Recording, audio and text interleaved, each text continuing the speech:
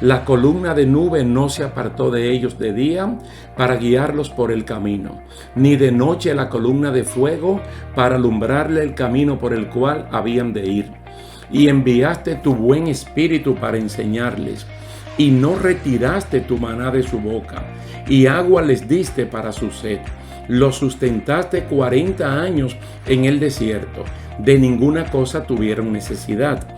Sus vestidos no se envejecieron, ni se hincharon sus pies. Es Esdras que está hablando, pero esto está en Nehemías capítulo 9, versículo 19 al 21. Mire, uno se puede...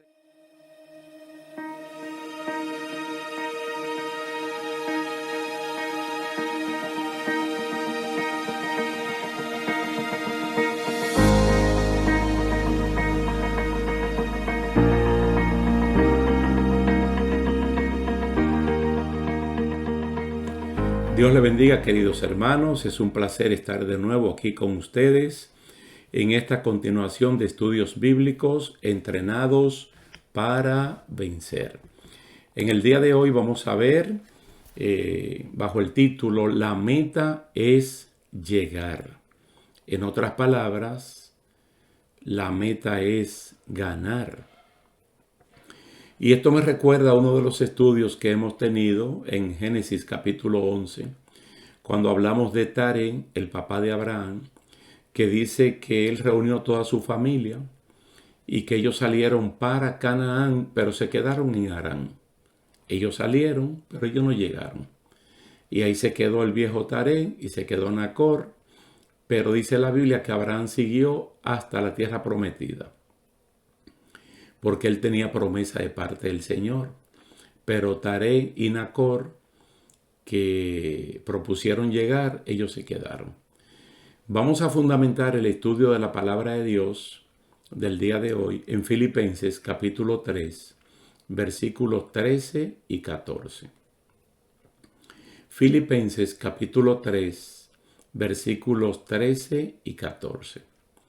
Así dice el apóstol Pablo: Hermanos, yo mismo no pretendo haberlo ya alcanzado, pero una cosa hago, olvidando ciertamente lo que queda atrás y extendiéndome a lo que está delante, prosigo a la meta, al premio del supremo llamamiento de Dios en Cristo Jesús. Nosotros pudiéramos decir de entrada que Pablo era una persona afortunada. En el tiempo que le tocó vivir, él tenía dos ciudadanías, la del Imperio Romano y también la del pueblo de Israel. Él podía hablar, por lo menos que nosotros sepamos, por lo que dice el Nuevo Testamento, 3 idiomas de suma importancia en el mundo antiguo del Imperio Romano. Su educación fue de la más alta. Pablo estudió leyes religiosas a los pies del sabio judío Gamaliel y fue un destacado miembro de la secta de los fariseos dentro de la denominación judía. Pablo era un hombre de un futuro brillante dentro de la vida religiosa de su país. Toda la hoja de vida o currículum vitae, como también solemos decir, su hoja de vida resumida en Filipenses capítulo 3 nos hace pensar en su preparación intelectual como su punto más fuerte hasta ese momento. La comparación de su vida vino a colación, o mejor dicho, Pablo tuvo que sacar a colación toda esta información de su vida, porque en Filipos había creyentes que se gloriaban y se justificaban de cosas que habían logrado como personas de éxito en el comercio, las artes, la ciencia, la cultura, etcétera, etcétera. Pablo les dijo que si de algo había que gloriarse, él tenía mucho más que ellos juntos, pues él fue circuncidado al 8º día, lo que habla muy bien de sus padres, que eran personas muy responsables y creyentes de la señal del pacto entre Dios y Abraham y su descendencia. Pablo era del linaje de Israel y esa es una condición de suma importancia, ya que Israel es Jacob y Jacob es el nieto de Abraham. Y Jacob es la persona donde las promesas de multiplicación comienzan a verse. Pablo puede trazar su ascendencia hasta Israel, pasando por la tribu de Benjamín, que fue el único de los hijos de Jacob que nació en la tierra de la promesa. Y fue la tribu que aportó el primer rey de Israel. Precisamente es Saúl, de donde viene el nombre de Saulo, que era el nombre de Pablo. Pablo traza su ascendencia con una pureza de decir que él es hebreo de hebreos. Se nota que cuando Dios llamó a Pablo en la ruta hacia Damasco, si ustedes lo pueden leer, él lo hizo en lengua hebrea. Dios le habló a Pablo en lengua hebrea y no le habló en griego, no le habló en latín, que eran idiomas, uno el idioma oficial y el otro el koiné, el griego koiné, la lengua más popular de ese momento. Pertenecer al sector fariseo lo hacía una persona mucho más definida en asuntos de la ley, con un celo por las cosas que lo llevó a perseguir a los cristianos para hacerlo blasfemar y los que eran judíos hacerlo volver al judaísmo. Todo lo que en la carne era ventaja, Pablo lo desecha para correr libremente por algo mejor. Él le llama la excelencia del conocimiento de Jesucristo. Quiere decir que la meta nuestra es ganar. La meta nuestra es llegar. Porque a Dios no le agradan ni los que se estancan ni los que vuelven atrás. Por eso es que él dice en el versículo 8, aquí de Filipenses capítulo 3, y ciertamente aún estimo todas las cosas como pérdida por la excelencia del conocimiento de Cristo Jesús, mi Señor. Por amor a Él lo he perdido todo y lo tengo todo por basura para ganar a Cristo. Ya le mencioné la sólida formación intelectual, académica que tenía Pablo, lo que lo iguala muchísimo a Moisés, que Moisés era de una formación académica impresionante, muy sólida, y que también dice Hechos capítulo 7, por boca de Esteban, que Moisés aprendió idiomas también. Pablo tenía una proyección de ser, digo yo, hasta un potencial jefe del Sanedrín en un futuro no lejano, aunque probablemente los jefes allí eran de la línea de los sacerdotes saduceos, pero es un decir mío. Pablo lo que hizo fue renunciar a su pasado, un pasado que podía ser un obstáculo. Entonces le ofreció a Dios en sacrificio vivo todo cuanto él tenía, para que a través del uso de Dios, su vida, dones, talentos y destreza tuviera un matiz distinto. Es decir, todas esas capacidades que él había adquirido en la carne, en la intelectualidad, él la depositó a los pies de Cristo, como para evangelizar su vida y poner ahora todas estas herramientas al servicio de la obra del Señor. Por eso él dice, ahora no vivo para mí, ya no vivo para mí, sino que lo que me resta en esta vida lo vivo para aquel que me compró. Él solía decir eso. Ya no vivo para mí, ya yo no soy mío, yo soy de aquel que me compró.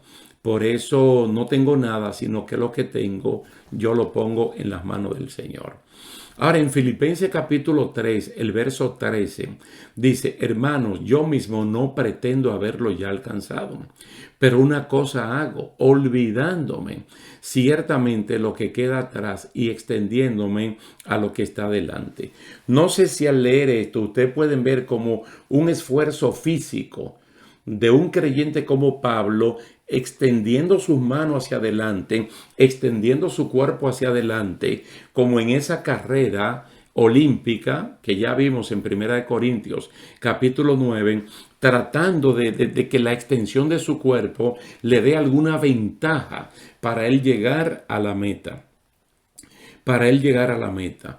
Mire, no todo es dejar las cosas buenas que tiene la vida como dependencia de ella, sino que también hay que dejar el viejo hombre que está viciado con todos sus pecados y los consiguientes traumas que quedan. Aunque no hemos llegado, tenemos que tomar decisiones firmes, como olvidarnos del pasado, que puede ser una carga pesada. De hecho, el pasado de mucha gente se convierte en una carga pesada para ellos caminar. Entonces deberíamos dejar eso atrás y extendernos hacia adelante para llegar a obtener el premio del llamado que Dios nos ha hecho. Yo no recuerdo exactamente ahora la cita, si está por ahí por Hebreos capítulo 9 o capítulo 10, pero hay un momento donde el autor habla de que Dios hace un trabajo tan grande por el poderío de la sangre de Cristo, que todas las obras muertas que podían estar en nuestra mente, en nuestra conciencia, en nuestra historia, la sangre de Cristo la borra para que ahora haya un caudal de capacidad para servirle a Dios. Y yo he dicho en algunos momentos como pastor que si nosotros pusiésemos solamente la mitad de la capacidad con la cual pecábamos, ahora la pusiéramos al servicio de nuestra vida espiritual y de la obra de Dios, el crecimiento fuera notablemente grande. Nosotros venimos de un mundo de pecado a 100%. Muchos llegamos al Evangelio y utilizamos un 10% de esa capacidad, un 15%, un 25%.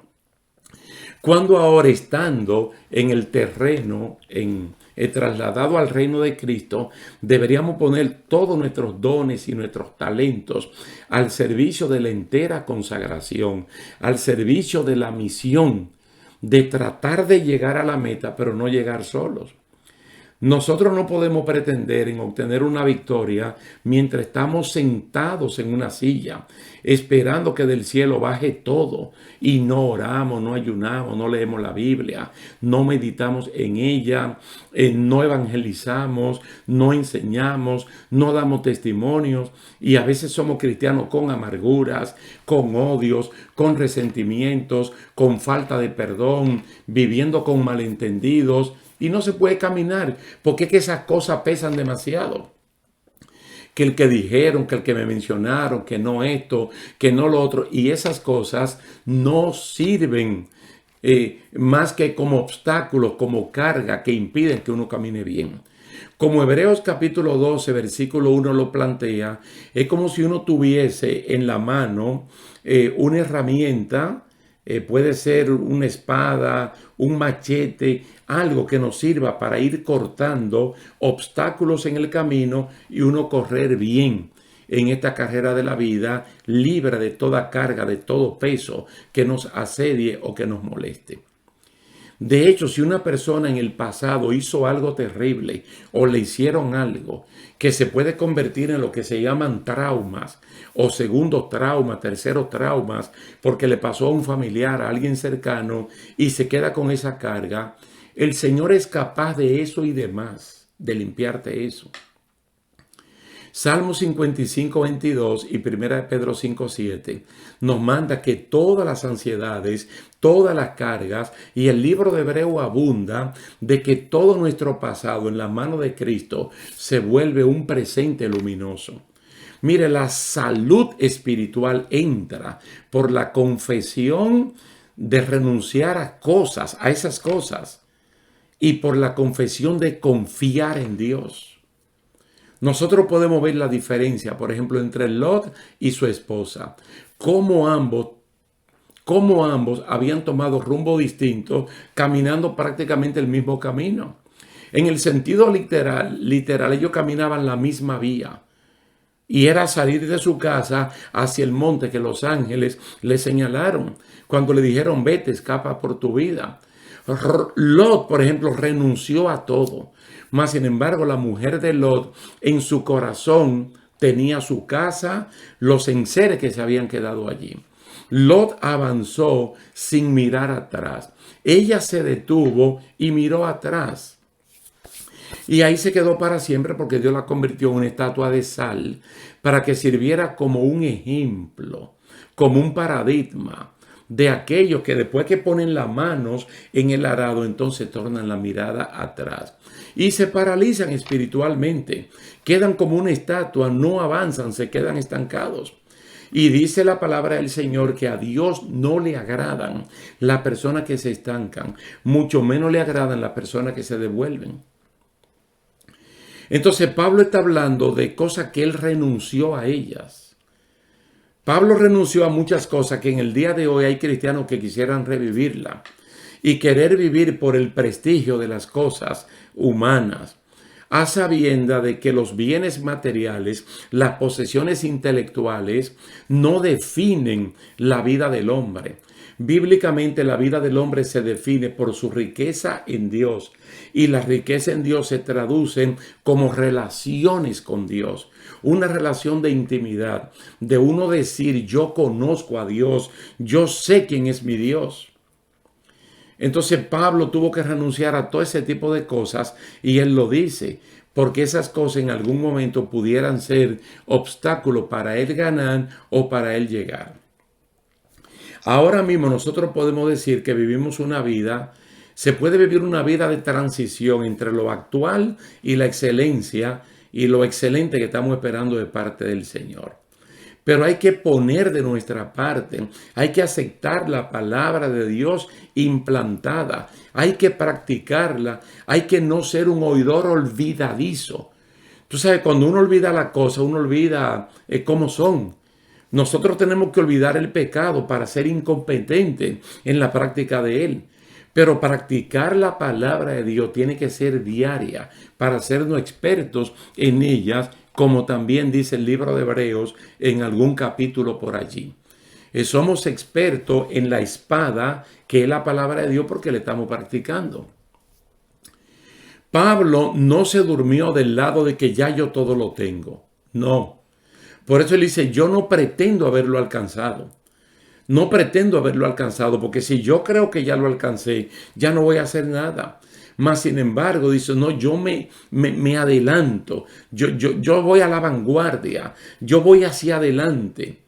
Pablo se esfuerza, se extiende, se alarga como tratando de asirse, de agarrar, de sostener a aquel que primeramente lo sostuvo a él por la mano derecha, para estar seguro de que está corriendo correctamente. Por eso que nosotros podemos leer en la segunda carta a Timoteo, cuando Pablo está prácticamente agotando su vida ministerial, su vida biológica, que este hombre plenamente consciente, estando en esta vida, él puede decir, yo he peleado la buena batalla de la fe, yo he corrido la carrera. A mí solo me falta que el Dios justo me dé la corona, la cual me dará no solo a mí, sino a todos aquellos que aman y esperan su venida. El premio del supremo llamamiento es la obtención de todas las bendiciones prometidas por Dios. Bendiciones que uno la ve claramente concretizada en el libro de Apocalipsis y que tienen que ver, número uno, con la salvación y con los galardones. Nosotros podemos observar aquí una lista bien condensada, bien sintetizada de las bendiciones que a nosotros nos esperan. Pero hay bendiciones de estas que en el tiempo presente ya nosotros podemos ir disfrutando de ellas. Por ejemplo, la número uno, comer del árbol de la vida. Adán y Eva tuvieron la oportunidad de comer del árbol de la vida y no lo hicieron por desobedecer a Dios y comer del árbol de la ciencia del bien y del mal.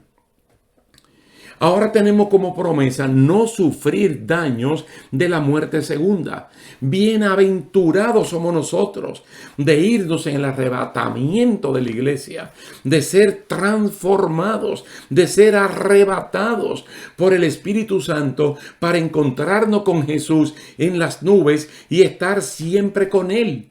Y no habrán efecto de la muerte segunda, que es cuando Dios lanza al lago de fuego a estas criaturas que pudieron haberse salvado, pero que por sus malas obras diseñaron su destino final. Número 3, comer del maná escondido, recibir un nombre nuevo. Mira, aquellas personas comieron de un maná que le dio Moisés, pero no era semejante a Cristo, el pan de vida que vino del cielo. Recibir autoridad sobre las naciones, literalmente, sentarnos en el trono juntamente con Cristo para gobernar con Él en el gobierno milenial, histórico y terrenal de Jesucristo. Son promesas para los que vencen. No borrar su nombre del libro de la vida. No va a haber un segundo caos como el que ocurrió en el cielo cuando el diablo se rebeló, o el que ocurrió allí en el paraíso cuando nuestros padres se rebelaron. Dios nunca más va a borrar el nombre nuestro del libro de la vida. Dios promete que vamos a ser columna en el templo de Dios. Quiere decir que no vamos a perder la identidad de ser propietarios, porque si quitan la columna se cae. Y nosotros somos columna, sentarnos en el trono de Dios. Cristo quiere que nos sentemos donde Él está sentado. Y aquí como último, que realmente aquí el orden como están no quiere decir primacía, recibir la corona de la vida. Tanto el libro de Santiago, tanto el apóstol Pablo como el apóstol Pedro hablan de esa corona de gloria, corona de victoria, corona de vida que Dios tiene para nosotros. Si estas cosas que Él le está diciendo de antemano no son un estímulo para que nosotros dejemos atrás todo lo que Pablo dejó o lo que nosotros conseguimos, entonces, ¿qué puede ser un estímulo? ¿Qué puede ser esto? ¿Cómo vamos a cambiar toda esta bendición por basura, por heno, por madera, por cosas del pasado y hasta del mismo presente? Mire que a veces la obtención de un título simple en la universidad, de técnico, una licenciatura, una ingeniería, ya hace que el pecho se le salga a la persona. Ya hay que poner ese título delante, el doctor, el licenciado, el ingeniero, como que ya uno no es uno, sino que uno es otra persona. Y se pierde algo tan favorable, tan bueno como la humildad, la mansedumbre. Entonces, esta cita bíblica que yo la mencioné hace un ratito, pero no dije dónde era que estaba, segunda de Timoteo capítulo 4, versículos 7 y 8. Hermano, yo creo que usted y yo, todos los oyentes, podemos decir lo mismo que dijo Pablo. Podemos decir lo mismo: he peleado la buena batalla. He acabado la carrera, he guardado la fe. Por lo demás, me está guardada la corona de justicia, la cual me dará el Señor, juez justo, en aquel día. Y no solo a mí, sino a todos los que aman su venida. Eso se llama correr para ganar. Eso se llama pelear para ganar. Eso se llama que la meta nuestra es llegar. Que la meta nuestra no es quedarnos en el camino y luego compartir una experiencia de frustración y decir también que yo iba, ya yo llegué por mitad y no llegué, y la culpa no es de Dios, sino que la culpa es mía, diría uno. Pero usted y yo no vamos a cantar ese cántico de frustración o de derrota, sino que cantaremos el cántico de la redención. Que ahora mismo podamos repetir: he peleado la buena batalla. Porque nosotros no estamos peleando una batalla carnal. El apóstol Pablo dice: yo vivo en la carne, pero no milito con el poderío de la carne, sino que el poder que yo tengo es fruto de la unción del Espíritu Santo. Y con esa unción yo puedo derribar fortalezas, argumentos, tentaciones. Me puedo someter a Dios para ver al diablo huyendo. Puedo llevar cautivo a Cristo todo pensamiento malo, negativo, y no obedecerle. Entonces, nosotros tenemos principios bíblicos que nos conducen a una vida victoriosa. Yo cuando estudié esto en el libro de Hebreos y escribiendo el librito Cades Barnea, yo me enamoré de esto, me quedé con esto hasta el día de hoy. Y a veces lo presento como si fueran 4 hermanas, que son la esperanza, la confianza, la paciencia y la fe. Y nosotros lo vamos a ver en la parte ya final de esta serie de estudios bíblicos. Mira, ninguno son principios inventados o creados por la mente humana, sino que son inspirados por Dios para que los humanos, especialmente los creyentes, puedan vencer en un mundo complicado. Un mundo que se ha complicado por el pecado y por la maldad. Estos principios son una especie de manifiesto de valores del reino de Dios, que al ser observados y practicados en el diario vivir, el creyente puede, tiene y debe salir victorioso en todo lo que haga. Mire, como el libro de Hebreos es una interpretación correctísima de hechos narrados en el Antiguo Testamento, especialmente en el libro de Levítico, son para una sana comprensión. Se da como bueno y válido la práctica de los principios aquí señalados. Todo lo que en apariencia se nota complicado, en el ejercicio sacerdotal, en el mundo del Antiguo Testamento, narrado primeramente, como le dije, en el libro de Levítico, se explica perfectamente bien en función de una vida consagrada a Dios, con la cual se puede hacer sacrificios diarios de alabanza, frutos de labios que confiesen el nombre del Señor. Si allí el sacerdote a las 9 de la mañana y a las 3 de la tarde tenía que ofrecer sacrificios de adoración y consagración, ¿por qué nosotros, como dice Primera de Pedro capítulo 2, que ahora somos real sacerdocio, no le ofrecemos a Dios esos sacrificios, esos frutos de labios que confiesan su nombre? Porque la iglesia es confesante. Tú y yo somos confesantes. Confesar su señorío sobre nosotros. Como dice la parte introductoria de la oración modelo del Padre Nuestro. Padre nuestro que estás en los cielos, santificado sea tu nombre. Venga tu reino. Hágase tu voluntad en mi vida como se ejecuta en el cielo. Un sacrificio de labios. ¿Qué le parece la ayuda mutua? La ayuda mutua, hacer el bien. Son principios, son valores que el cristiano tiene que estarlo practicando, aunque alguien nos haya engañado en algún momento.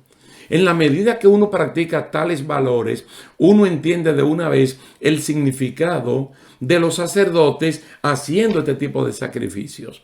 También uno entiende el valor de los bienes materiales, que son medios, no fines, no objetivos, porque nuestra tarea no es acumularlos. Nuestra tarea es obtenerlos como medios y ponerlos al servicio del reino de Dios. Mire, de la misma manera, el triunfo o la derrota de los creyentes en tiempos, por ejemplo, como los que nosotros estamos viviendo, no se ganan por fortaleza humana. No se gana por destreza nuestra, se gana por la confianza en Dios. Cuando uno confiesa esa confianza en Dios, que sí tiene poder para hacerlo razonable y posible por cada uno de nosotros, los creyentes. Mira el caso de Acán. Una persona como Acán queda como ejemplo de aquellos que por no confiar en Dios, sino en las riquezas malas obtenidas, caen mortalmente. Son apartados de aquellos que creen y tienen la esperanza en aquel que ha prometido victoria en todas las áreas de nuestras vidas. Acán quiso asegurarse un futuro mejor, desobedeciendo lo que Dios había dicho. Desobedeciendo el mandato de la palabra de Dios acerca de los bienes materiales que había en la ciudad de Jericó, los cuales no se podían tomar para el uso personal. Desobedeció, no creyó en Dios, no creyó en su proyecto y quedó como un ejemplo para no imitarlo.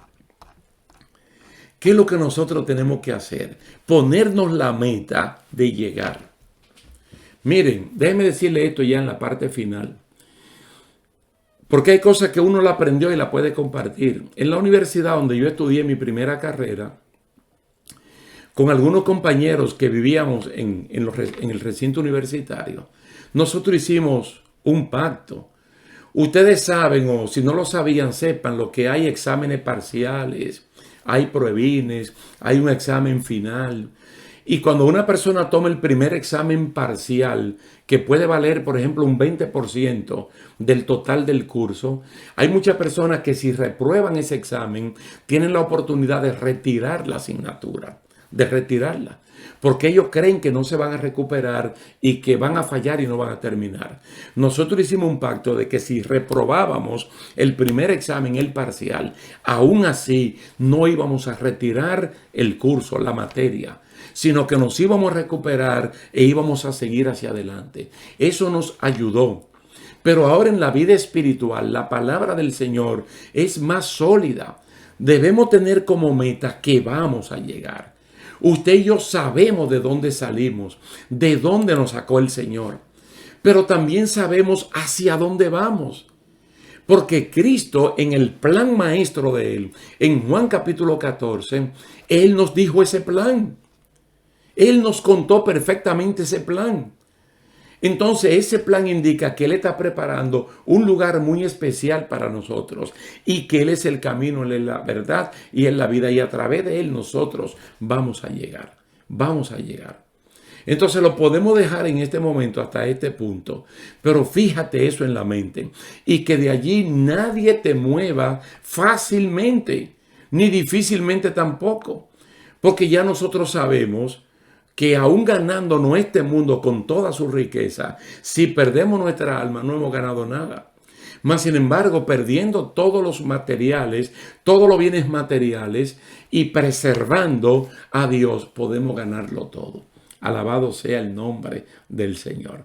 Así es que vamos a dejarlo en este punto por este momento. Y en la próxima ocasión vamos a ver un capítulo que tiene que ver con uno de estos principios de victoria. Así es que gracias le damos al Señor por la oportunidad que nos ha brindado de compartir esto con ustedes, y yo personalmente le doy las gracias a ustedes por la atención prestada. Así que Dios le bendiga, Dios le guarde y hasta la próxima.